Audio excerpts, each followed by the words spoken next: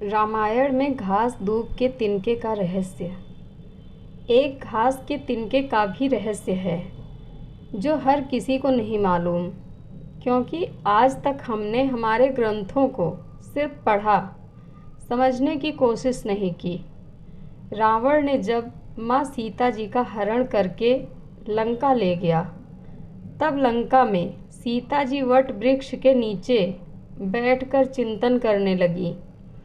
रावण बार बार आकर माँ सीता जी को धमकाता था, लेकिन माँ सीता जी कुछ नहीं बोलती थी।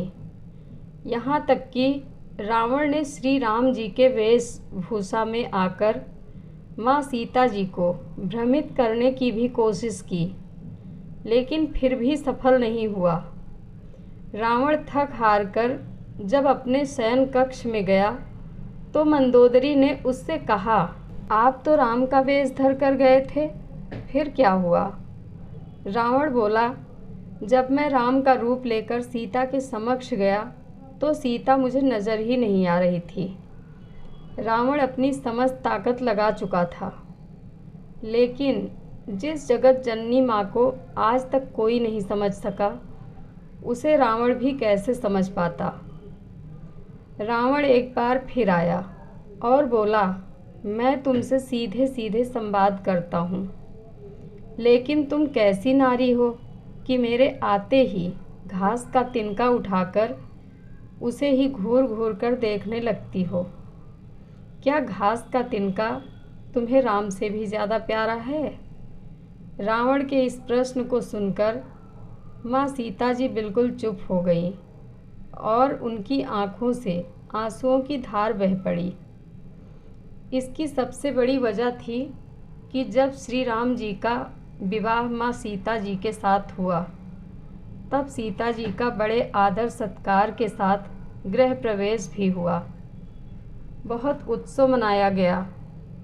प्रथा अनुसार नववधू विवाह पश्चात जब ससुराल आती है तो उसके हाथ से कुछ मीठा पकवान बनवाया जाता है, ताकि जीवन भर घर में मिठास बनी रहे।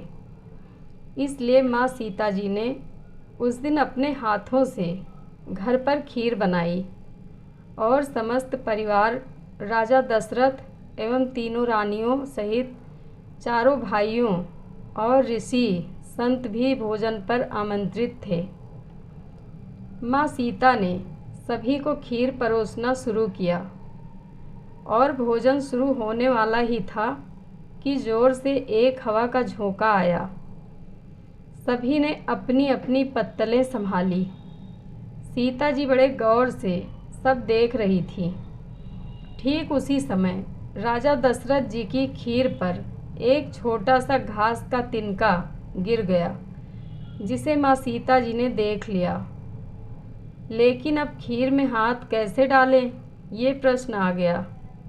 माँ सीता जी ने दूर से ही उस तिनके को घूर कर देखा। वो जलकर राख की एक छोटी सी बिंदु बनकर रह गया। सीता जी ने सोचा, अच्छा हुआ किसी ने नहीं देखा। लेकिन राजा दशरथ माँ सीता जी के इस चमत्कार को देख रहे थे। फिर भी दशरथ जी चुप रहे और अपने कक्ष में पहुंचकर माँ सीता जी को बुलवाया। फिर उन्होंने सीता जी से कहा कि मैंने आज भोजन के समय आपके चमत्कार को देख लिया था। आप साक्षात जगत जननी स्वरूपा हैं, लेकिन एक बात आप मेरी ज़रूर याद रखना। आपने जिस नज़र से आज उस तिनके को देखा था, उस नज़र से आप अपने शत्रु को भी कभी मत देखना। इसलिए माँ सीता जी के सामने जब भी रावण आता था तो वो उस घास के तिनके को उठाकर राजा दशरथ जी की बात याद कर लेती थी। तृणधर ओट कहत वैदेही, सुमिर अवधपति परम स्नेही। यही है वह तिनके का रहस्य। इसलिए माता सीता जी चाहती तो रावण को उस जगह पर ही राख कर सकती थी, लेकिन राजा दशरथ जी के दिए वचन एवं भगवान श्री राम को रावण वध का श्रेय दिलाने हेतु वो शांत रहीं। घास का तिनका माता की हाथों में देखकर रावण थर-थर काँपने लगता था। रामायण में ऐसे कई किस्से हैं जो बेहद रहस्यमयी हैं। ऐसी विशाल हृदया थी हमारी माता जानकी जी। जय माता जानकी। धन्यवाद।